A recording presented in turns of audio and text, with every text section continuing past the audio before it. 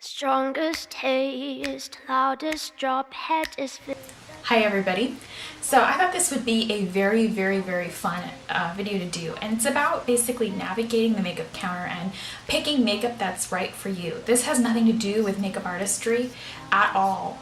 It really doesn't. This is just a very simple breakdown of how to find makeup that works for you when you're basically trying to pick through who the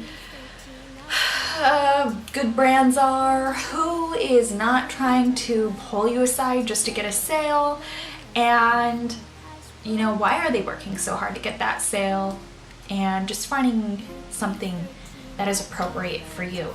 So let us begin. Number one, do not touch the testers. Please let the makeup artist, the salesperson, whatever she may identify with, come to you. She needs to help you test and touch that particular product. This especially goes for skincare, but it applies to all makeup. It applies to lipstick, it applies to eye cream, and yes, it can even apply to foundation.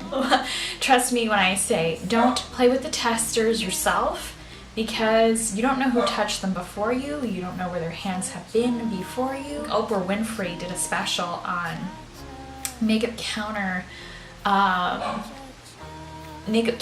what was it? Makeup counter hygiene? That's not the right word I'm looking for, but you get the gist.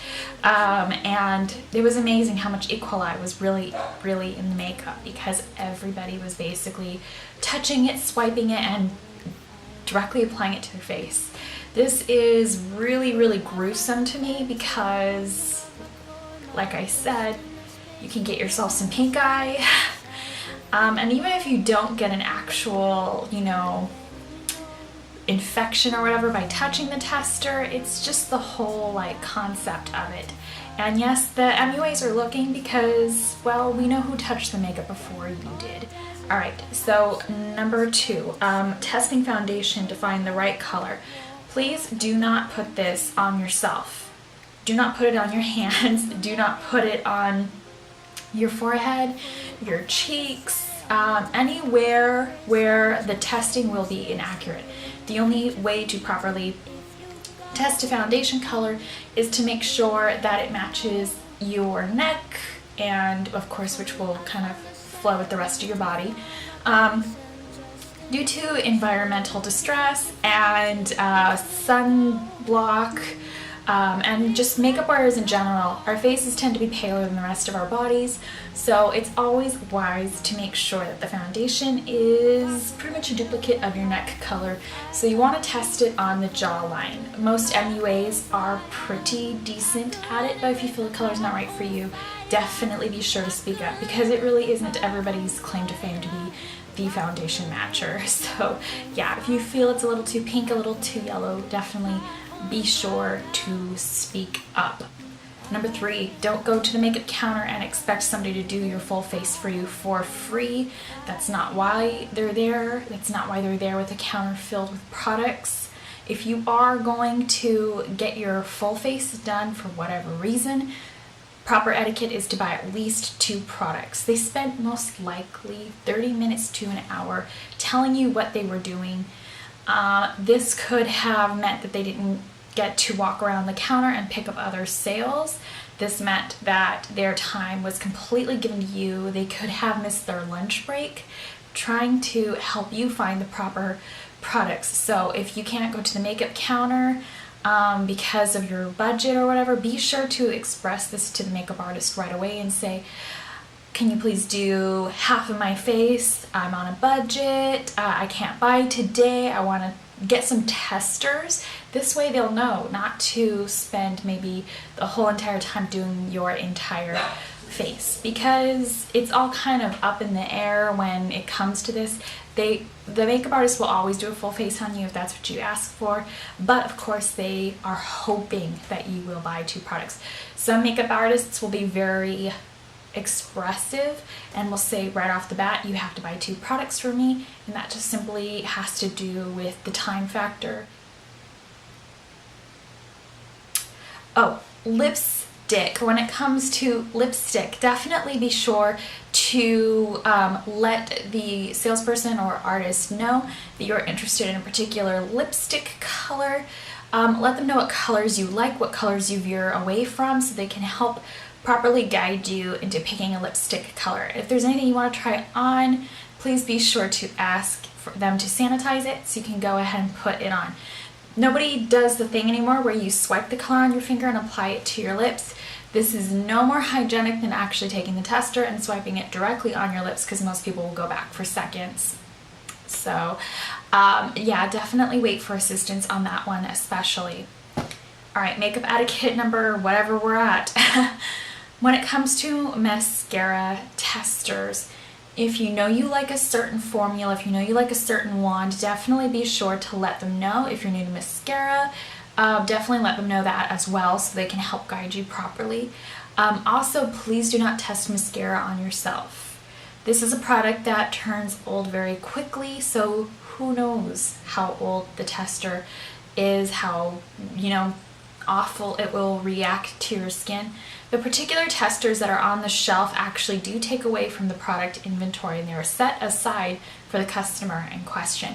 This, of course, means that there's 1 or 2 less backups every single time the person who's working the floor or the store or the counter has available for the next following customer. So definitely do not double dip the wand. Ask if you can use a wand separate from the product. Matching yourself with foundation. If you want to be more bronze, if you want to be lighter, if you want to counteract pink undertones, definitely be sure to let the artist know this so they can put together a face for you. Most likely they're not going to want to put you in a foundation that doesn't match your skin. This is a makeup artist's pet peeve, is to see people with the wrong color foundation, because we know if we are doing your face that we're going to fully want to commit to it or help you commit to it by pulling the paint down your neck, by putting it on your ears, and you know that you're probably not going to want to do that every single day. And of course, most makeup artists are going to assume that the average consumer isn't going to know to do this every single day. So it is a commitment to paint your whole body, because you might run the risk of getting it on your clothing. So definitely be sure to let them know if you want to be a different color than you really are, and have them sell you a bronzer, a highlighter, and have them match you accordingly, because you're not fooling anyone with the wrong color foundation. You might only just be fooling your own perception of yourself. So definitely be sure to do that. Now, since we got to the topic of bronzers and highlighters, definitely make sure that you have the proper brushes and the tools before you're leaving the store, especially if you are getting a full kit of makeup. Be sure that you have a foundation brush for the liquid and a powder brush to set all your makeup, which can also, of course, be used for your bronzer and can be used for your highlighter as well. Okay. So, the next one. I've noticed a lot of artists do not sell eyeshadow primers, yet they sell a lot of eyeshadow, or at least they try to sell a lot of eyeshadow palettes. Eyeshadow palettes are definitely a good thing to sell because they do cost a pretty penny sometimes. Sometimes even quads cost a lot of money, geez. But yeah, I've noticed a lot of cream bases and eye primers do not get sold. And a lot of people will be referencing, of course, the promo ads. Gosh, how pretty, how vibrant, how sparkly is that ad? And you get home and you're like, okay, that's not what I wanted. Okay, probably because you don't have an eye primer, you probably don't have a cream shadow if you're new to makeup.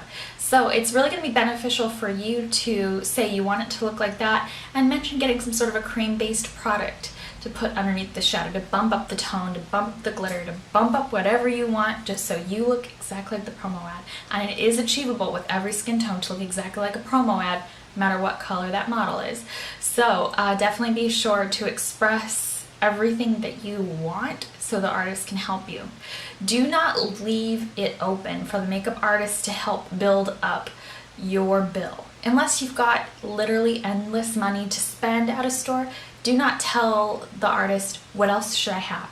What else should I have?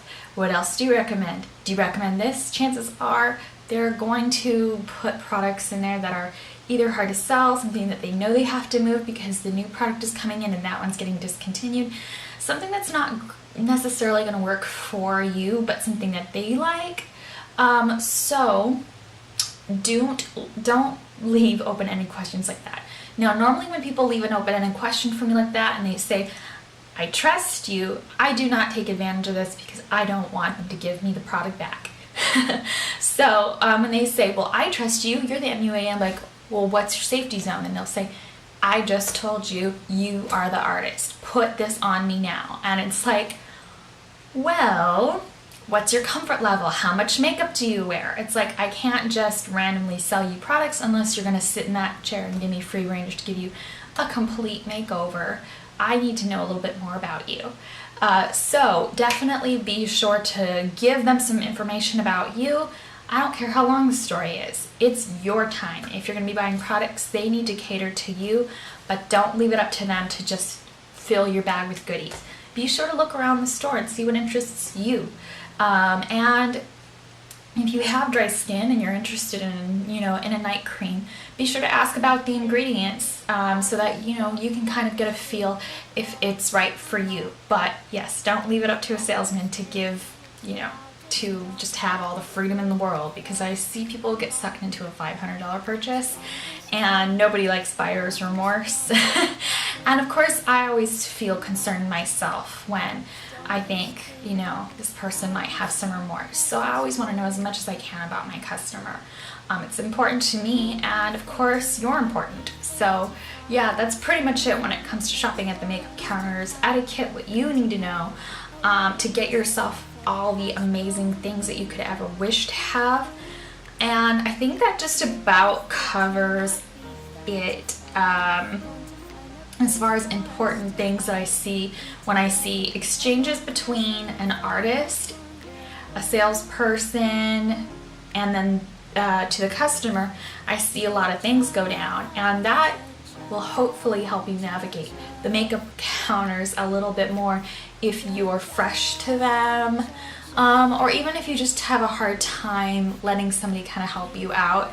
I see this a lot of people have a hard time letting people help them out because the artists will, or the salespeople will, try to sell you too many things at once, and it gets very concerning. So yeah, definitely put yourself in the driver's seat, but also let the makeup artist help you get the product so you can apply it. Don't be shy. Just be sure to let us know you want to try it on, and of course, we'll be happy that you kept yourself clean and safe. Thank you so much for watching. I appreciate it, as always. Be sure to thumbs this up if you like it, and I'll see you guys in the very next video.